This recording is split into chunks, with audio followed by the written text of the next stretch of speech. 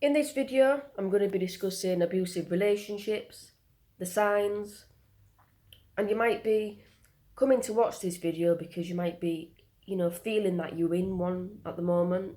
And if these, signs are true to you, I do hope that you get the strength and the support you need to leave.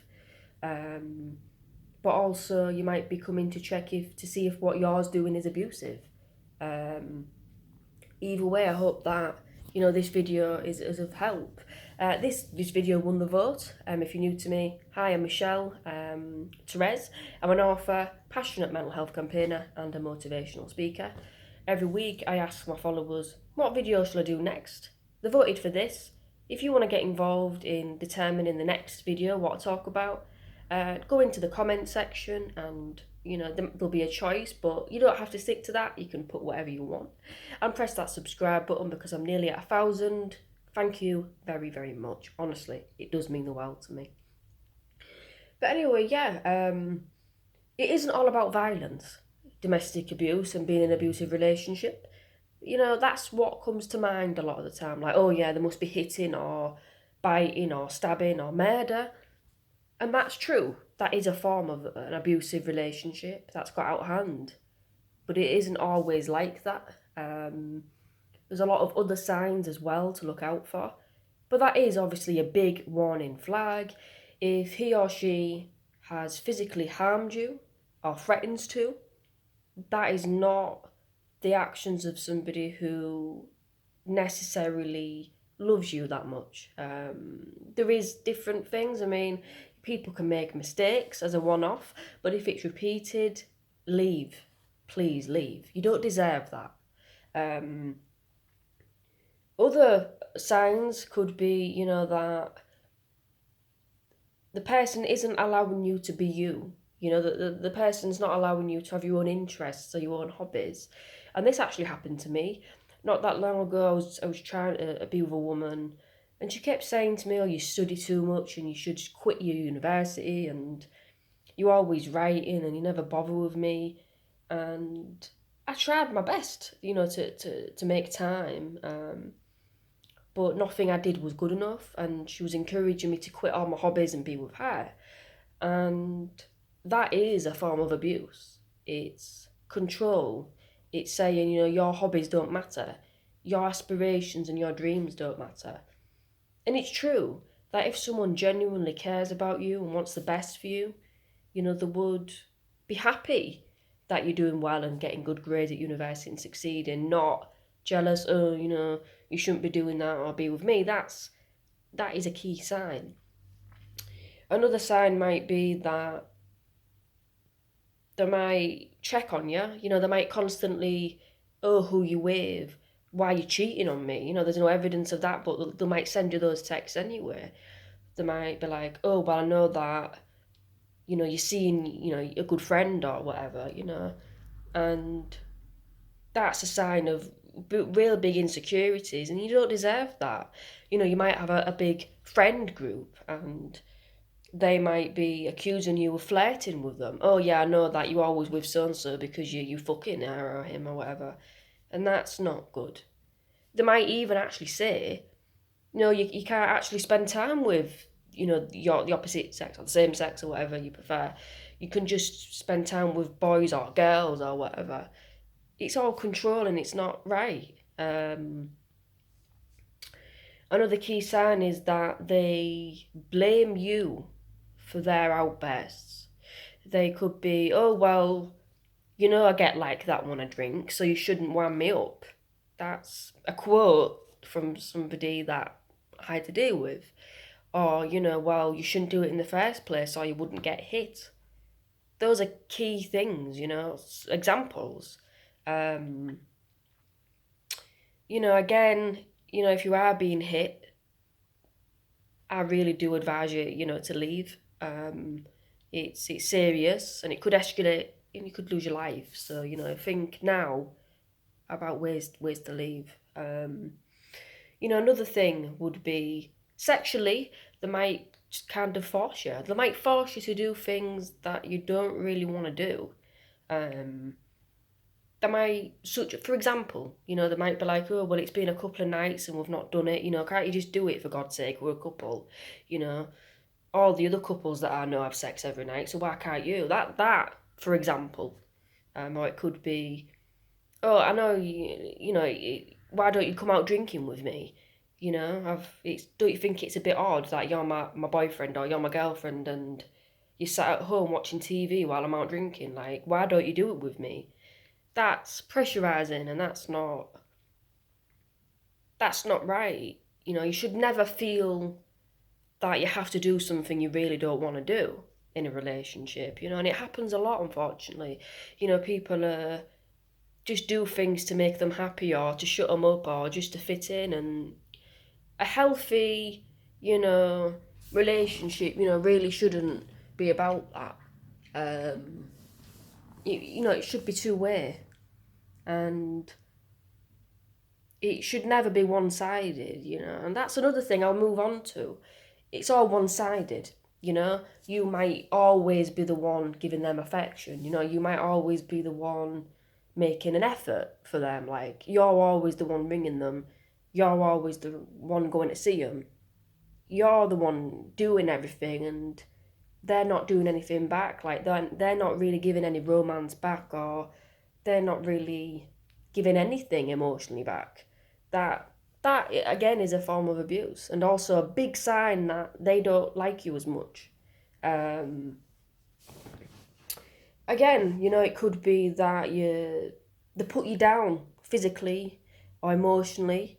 They might bully you in a way. They might be like, "Ha! I knew you'd get that question wrong because you're thick," for example. Or they might be like, "Oh, you've gained weight. Do you know what I mean? You need to lose weight because you don't look sexy anymore." Or they might say, "You're the reason for all the problems in my life. Since I met you, things have gone downhill." That's been said to me. Ever since I met you, my sister and brother don't speak to me as much, or, oh, I've not got a good grade at university, or everything, they blame you for everything, and it's unreasonable. Again, it could be that they threaten you. They might be like, if you don't effing do this, I'm gonna do that, and that in itself is a huge form of abuse.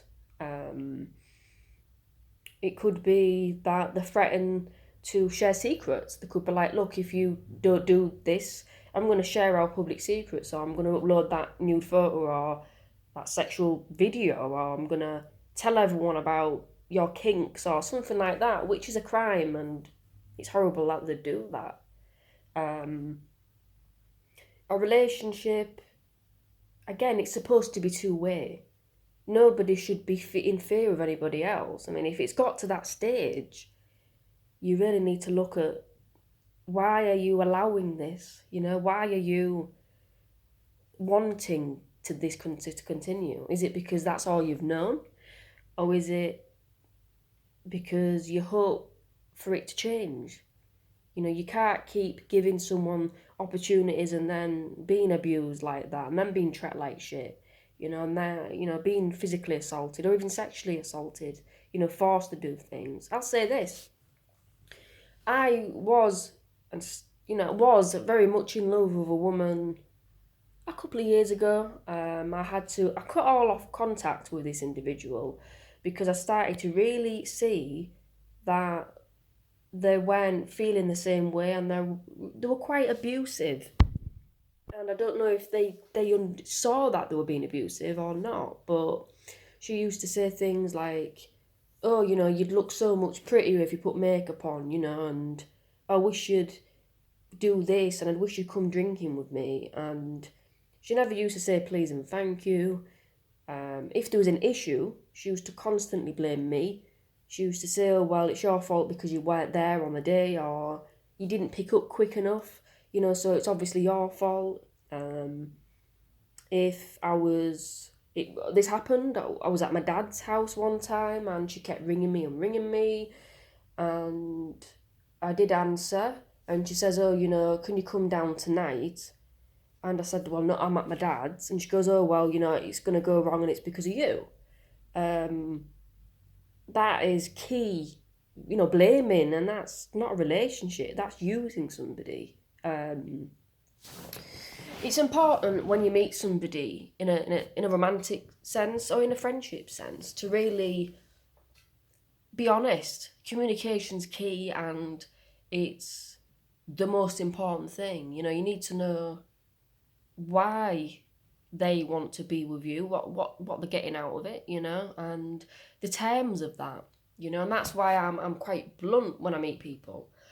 If I was to meet a woman these days, I'll be like, look, I'm not looking for anything serious.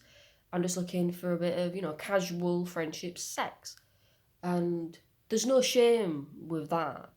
And I think being fully honest is better than to be sugarcoated and stuff like that. Because, it sometimes it can lead to not being on the same page later on, and hurt feelings.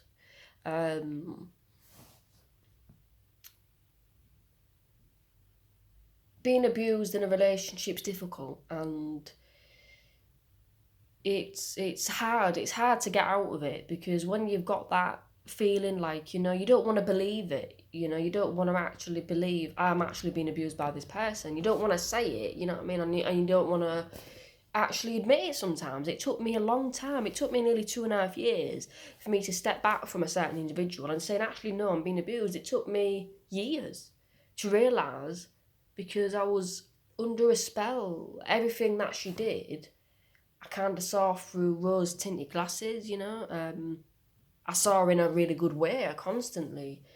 If she didn't say thank you, and if she swore at me, I was like, oh, she's not well, or she's in a bad mood, it's okay.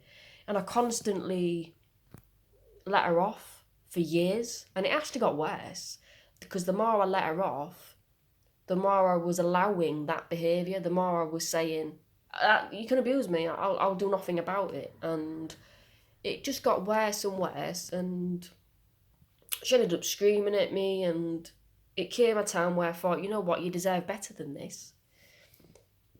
And, you deserve someone that actually sees your worth and treats you like a human being, treats you the way you want to be treated, with, mutual respect and politeness and compassion.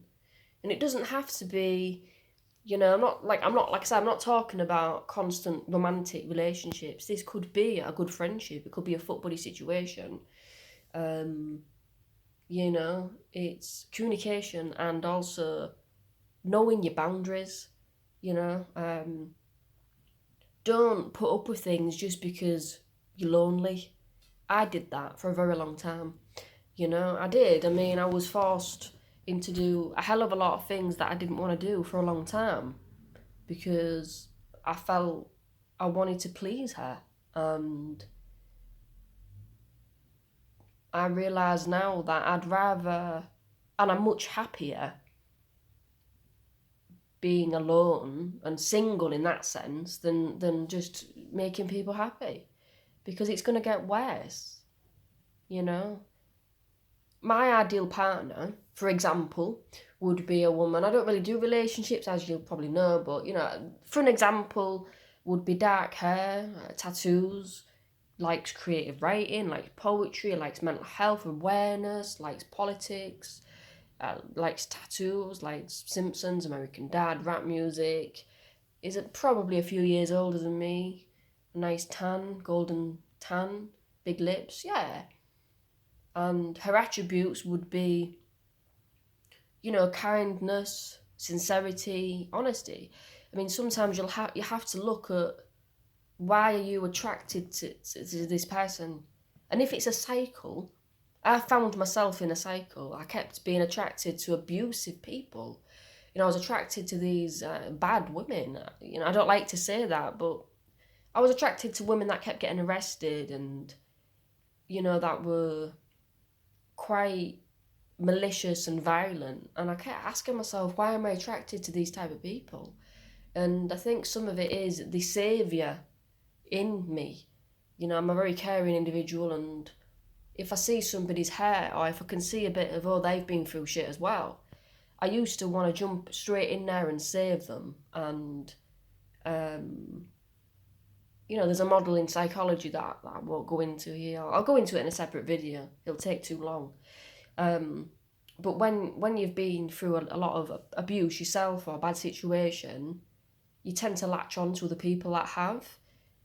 And sometimes though that isn't a good alignment because the boundaries are going to be quite mixed up. I'm not saying that two people that have been through bad situations can't ever have a good relationship. But what I'm saying is, if you're in a good place and someone else is not in a good place, in a really, desperate place, they'll have different boundaries, and it's important to maintain them. And your boundaries will get better over time.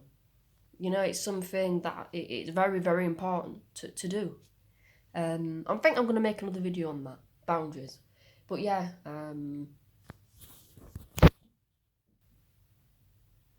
I'll say this as well.